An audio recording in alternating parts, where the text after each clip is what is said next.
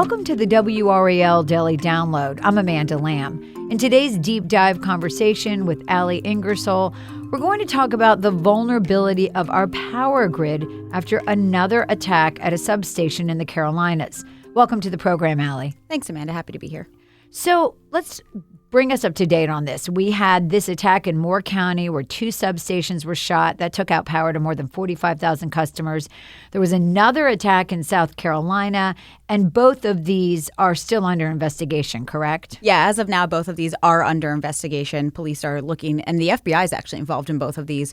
They're looking into who exactly did this. We know that warrants have been served in Moore County, but as of now, no arrests really have been made or anything like that from what we are told.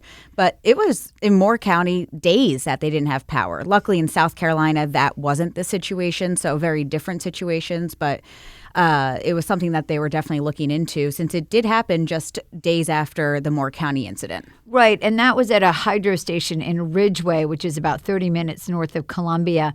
Obviously, it begs the question, are these 2 attacks related? Or could we have copycats? Somebody saying, wow, this worked in one area, maybe I'll try it in another area. It's really unknown at this point. That is something that is part of the investigation, I'm told, that they are trying to see if there is someone who maybe came from North Carolina to South Carolina, did the same thing, because it was gunshots, once again, there in South Carolina. And when I was talking to people from Duke Energy the other day, they said that copycats, that's something that they're also looking into. But as of right now, we don't really know. I was looking into an interview that the sheriff down there did with someone from a Charlotte station, and the sheriff does not believe that they're related. But again, the FBI is handling that investigation.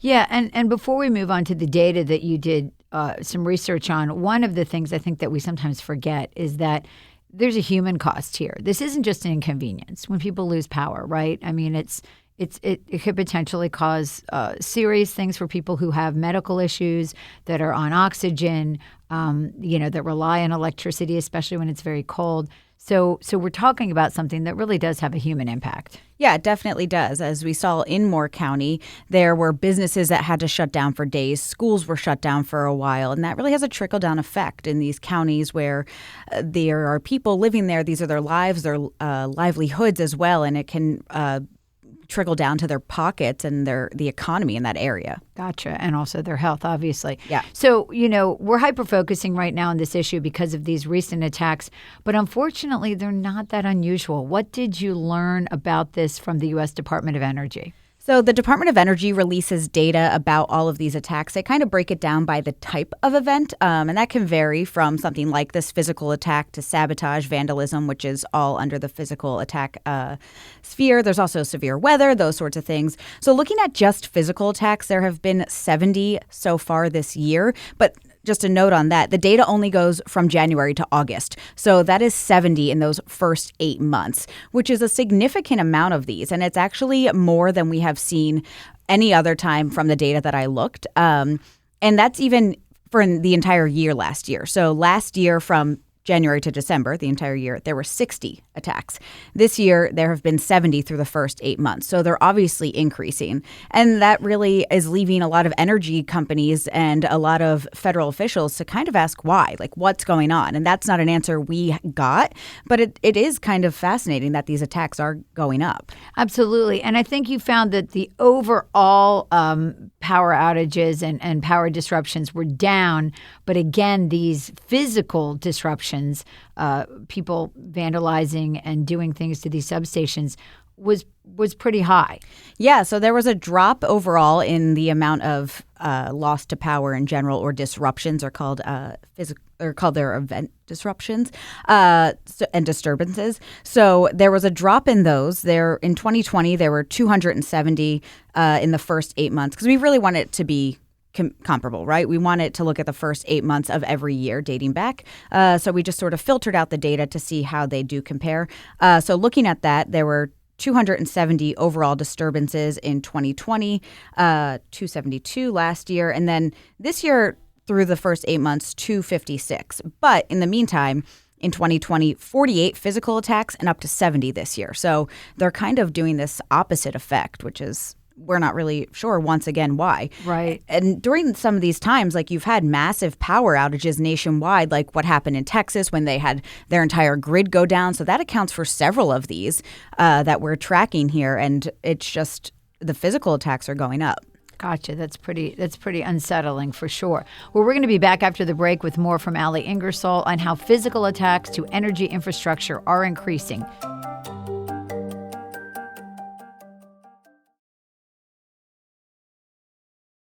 Welcome back to the WRAL Daily Download. I'm talking with Ali Ingersoll about the data relating to power grid sabotage. Now, I know that you did kind of a deep dive on this, Ali. You guys looked all the way back to 2012 to try to crunch these numbers and figure out what they show. What did that reveal? Yeah, so over the 10-year period, the numbers once again going up. So back in 2012, there were just 30 of these physical attacks, and again, 70 this year. So they're really increasing over the last decade. And again, we're not really sure what's happening here. And just like I was saying earlier, with the year over year, this is 8 months, and every other year during that 10-year period, their total year was still less than what we've had in the first 8 months of this year. Wow. So that's pretty significant when you're looking just at numbers. And, the good news is they don't all create outages. Obviously, the Moore County situation is dramatic, 45,000 plus people.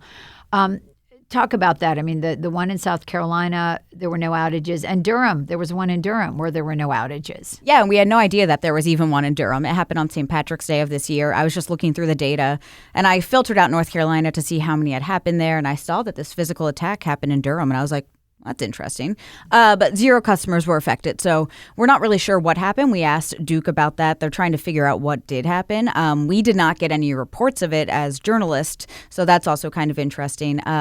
But the way we looked at it, there were 3 different categories we looked at, which is an actual physical attack, which is like what happened in Moore County, where someone goes out and they physically attack that. Sabotage, which can be sort of a sabotage to the system itself, or vandalism, which can be someone breaking in to maybe take some materials or something like that and therefore affecting the grid. So we broke that down as that was what is categorized as a physical attack. When you factor in a threat, though, which is a threat of a physical attack, these go up even more. So 70 for actual physical attacks, and then it jumps to 107 for just the first 8 months of this year, which is also significantly higher than the last decade as well. In other words, there were threats. There were people saying, we're going to do this. It didn't necessarily happen, but it's something they have to take seriously. Right. And so what the South Carolina one will be categorized is a threat to the system since nothing actually hit their hydro station down there. Gotcha. And I know a lot of this dates back to, I don't know if you looked at that 2013 case back in California where this happened. And so I think federal officials since that time have been saying, this is something we need to really be concerned about. Is there anything that they can do to prevent these attacks? So from what we heard from the former chairman of the Federal Energy Regulatory Commission, he's also the CEO of Grid Policy, which really looks at this sort of policy. He was saying that he's upset that nothing has changed in those 9 years since then, because that was a huge attack that left people in California without a lot of power. There have been other attacks like in Utah and there's one other state that I'm drawing a blank on right now, but several other states where these similar attacks with guns have taken out power to thousands of people, and nothing has really been done. So officials think that there is something that can be done and there should be something done, but there has not. Yeah, they haven't come up with anything specific. And I think you touched on this a little bit before, but there really is an economic impact because when you think about it, as soon as your phone dies and your computer dies, and you can't charge them, you're not connected at all to your job, to your work, to whatever business you're in. And so there's a huge potentially economic downfall to this. Yeah, definitely. And you think about those kids, and for so long we talked about kids not having snow days anymore, quote unquote snow days, because they can do this virtual learning. But when your power's out, those kids are missing an entire week of school almost. And so there's an effect to them as well. And you think of the health. It's early December. What's going to happen to those people? It was cold that week and overnight. And The video of it was so eerie, and just the drone going over it and the entire town being dark was just so fascinating to watch, and really sad thinking about those people. We're glad that a lot of people stepped up to help them out during this time. Absolutely. So hopefully this is going to be a wake-up call, because I think it should be, in terms of, trying to figure out how to create a safer substation to prevent this. And then North Carolina, how do we fare overall when it comes to electrical disturbances? I know we have a lot that are storm-related. Yeah, we do have a lot that are storm-related. We are ranked 8th for electrical grid issues this year. Just looking at the map, California has had 38 issues in the first 8 months of this year. Texas, 33. A lot of those also weather-related. But we are one of the higher states, and it is usually weather-related that we do have those incidents. Gotcha. Well, Allie, thank you so much for sharing your reporting and your insight with us. And thank you for listening to the WRAL Daily Download and making us part of your morning routine. Another great way to get WRAL news is the Morning Briefing newsletter. It's a daily email that's waiting in your inbox every morning with Triangle news, events, and headlines to get you ready for the day. Sign up at WRAL.com/newsletter.